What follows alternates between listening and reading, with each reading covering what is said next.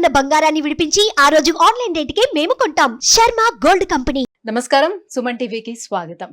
ఈ డిసెంబర్ మాసం ద్వాదశ రాశుల వారికి ఎలా ఉండనుంది, అలాగే నవగ్రహాల స్థితిగతులు ఎలా ఉన్నాయి, ఏ రాశుల వారికి ఎటువంటి ఫలితాలను అందజేయనున్నాయి, ఈ విషయాన్ని తెలియజేసేందుకు మనతో పాటు ఉన్నారు ప్రముఖ జ్యోతిష్య అలాగే వాస్తు వేదిక నిపుణురాలు, దేవి ఉపాసకురాలు అయినటువంటి శ్రీమతి జయప్రద గారు మనతో పాటు ఉన్నారు.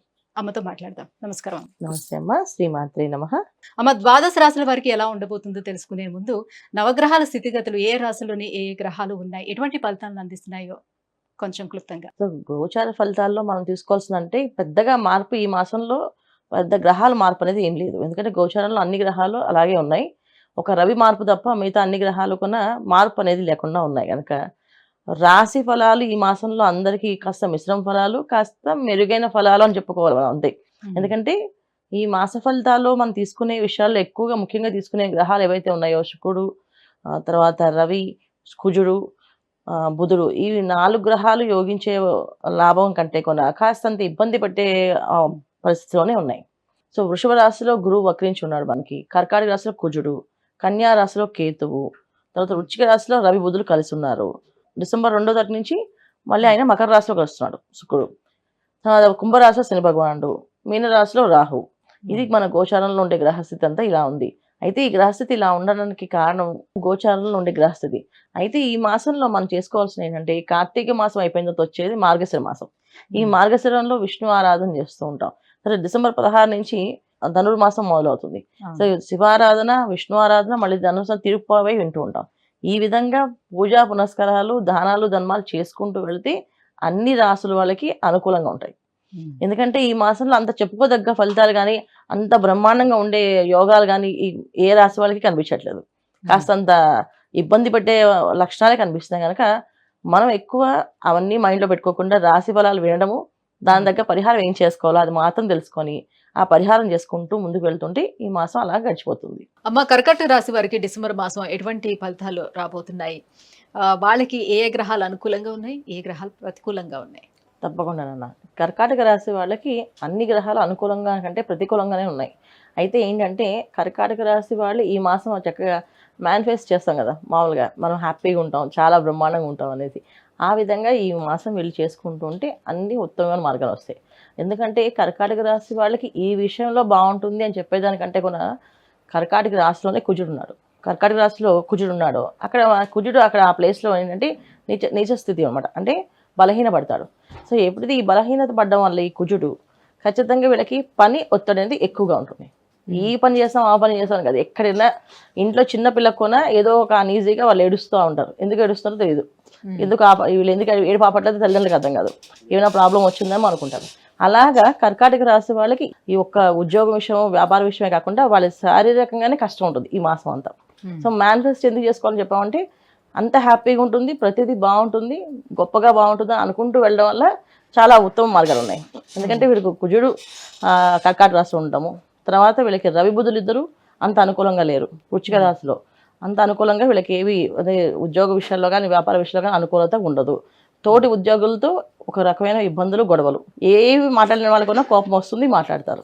ఎప్పుడు కూడా ఎవరితోటి మాట్లాడరండి వీళ్ళు, అయినా సరే వీళ్ళు ఎందుకు వాళ్ళు మాట్లాడి గొడవ పెట్టుకున్నారు ఈయన అనుకుంటే అది కర్కాటక రాశిలో ఉన్న కుజుడు ఉన్న ప్రభావం. తర్వాత వృశ్చిక రాశిలో ఉన్న రవి బుధులు తెలియకుండా ఆవేశాన్ని తెప్పిస్తారు, తెలియకుండా మాటలు నోరు జారీగా చేస్తుంటారు. అది కర్కాటక రాశి వాళ్ళకి ఈ మాసంలో వీళ్ళు తీసుకోవాల్సిన జాగ్రత్తలు ఏంటంటే ఎంత వరకు మౌనంగా ఉంటారే అంత అనుకూలంగా ఉంటుంది. అంటే 10th హౌస్ చూస్తున్న గురువు నుంచి ఎలాంటి ఫలితాలు ఉంటాయి వాళ్ళకి? అంటే 10th హౌస్ గురువు కంటే ఇక్కడ మనకి అష్టమ శని ప్రభావం ఎక్కువగా ఉంటుంది. ఎప్పుడైతే శుభగ్రహాల కంటే పాపగ్రహాలు ఎక్కువ ఆధిపత్యం ఉంటుందో వాటి ఫలితాలే ఉంటాయి. ఇప్పుడు ఒక గురువు ఒక్కడే వీళ్ళకి దశమస్థానాన్ని లాభస్థానంలో గురువు వక్రించి దశమస్థానాన్ని చూస్తున్నారు. మెయిన్ వీళ్ళకి ఉన్నది అష్టమ శని, లగ్నంలో కుజుడు. సో వీళ్ళు 2 పాపగ్రహాలు. తర్వాత మీనంలో రాహు, తర్వాత తృతీయ స్థానంలో కేతు. సో ఇవన్నీ ఏంటంటే ఈ పాప ఆధిపత్యం ఉంటుంది. అంటే ఆధిపత్యం ఎక్కువగా వీళ్ళది ఉంది రాజ్యం. ఇప్పుడు ఎక్కువ రాక్షసులు పరిపాలన చేసినప్పుడు ఒక మంచివాడు వెళ్ళి నేను చేయగలనండి అంటే ఆయన ఎంతవరకు చేయగలుగుతాడు? ఒక మూలను కూర్చోమని చెప్తారు. అంటే ఒక మూలను కూర్చొని జపం చేయడం తప్ప మనం ఏం చేయలేం. సో అందుకని ఈ మాసం వీళ్ళంతా ఏంటంటే వచ్చేది మార్గశిర మాసం, ధనుర్మాసం. ఈ మాసంలో చక్కగా హాయిగా ప్రశాంతంగా పూజ చేసుకుంటూ భగవంతుడు సన్నిధానంలో ఎక్కువ గడుపుతూ బయటికి వెళ్ళే వాళ్ళు, ఉద్యోగాలు వ్యాపారం చేసేవాళ్ళు మాత్రం బయటికి వెళ్ళేటప్పుడు ఖచ్చితంగా గుడికి వెళ్ళి దేవాలయంలో కాసేపు ప్రదక్షిణాలు చేసి కాస్త అర్చన చేయించుకొని వెళ్తూ ఉంటే అన్నీ అనుకూలంగా ఉంటాయి. అంటే ఇన్ని గ్రహాల అనుకూలత పొందాలి అని అంటే అసలు ఏ దేవుడిని ఆరాధించాలి? ఖచ్చితంగా కర్కాటక రాశి వాళ్ళు గణపతిని ఆరాధించుకోవాలి. ఎందుకంటే గణపతి విఘ్నాటంకాలకి ఏ విఘ్నాలు రాకుండా మమ్మల్ని కాపాడు స్వామి అని చెప్పి గణపతికి ఆరాధన చేసుకోవడం, లక్ష్మీ గణపతి హోమం చేయించుకోవడము, మరీ బాగా ఇబ్బందిగా ఉంది ఇంట్లో అంటే ఒక లక్ష్మీ గణపతి హోమం చేయించుకోవడము, గణపతికి లడ్డూలు చేసి నైవేద్యం పెట్టడం. వీళ్ళ చేతితో చేయగలిగితే లడ్డూలు ఇంకా మంచిది, లేకపోతే లడ్డూలు తీసుకుని నైవేద్యం పెట్టి అది పంచడం.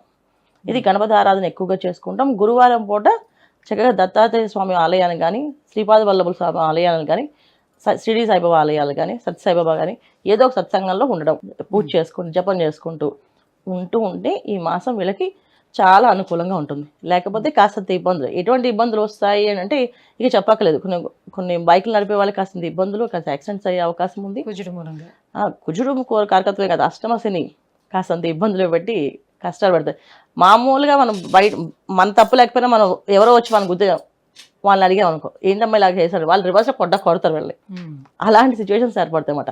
సో అంటే ఏ పని మన తల వంచుకొని వెళ్ళినా సరే పిలిచి మనతో గొడవ పడుతుంటారు మనుషులు. గణపతి ఆరాధన కానీ, దత్తాత్రేయ స్వామి కానీ పూజ చేసుకున్నారు అనుకోండి, ఈ మాసం వీళ్ళకి అంత అనుకూలంగా వెళ్ళిపోతుంది. అలాంటి గొడవల జోలికి వెళ్లకుండా, అలాంటి సిచ్యువేషన్స్ ప్లేస్లోకి వీళ్ళు వెళ్లకుండా ఉంటారు. అది వీళ్ళు కాపాడుకోవాల్సిన అవసరం ఉంది. ఈ మాసం అంతా వీళ్ళు చక్కగా మేనిఫెస్ట్ చేసుకోవడం, హ్యాపీగా మాకు బ్రహ్మాండంగా ఉంటుంది ప్రతిరోజు అనుకోవడం, ఇది వీళ్ళు చేయాల్సిన పరిహారం. అమ్మ, డిసెంబర్ మాసం కర్కాటక రాశి వారికి ఎలా ఉండబోతుంది, ఎటువంటి పరిహారాలను పాటించుకోవాలి, దైవాన్ని ఆరాధించుకోవాలి, ఈ విషయాన్ని తెలియజేసినందుకు ధన్యవాదాలు. నమస్తే అమ్మా. శ్రీమాత్రే నమః.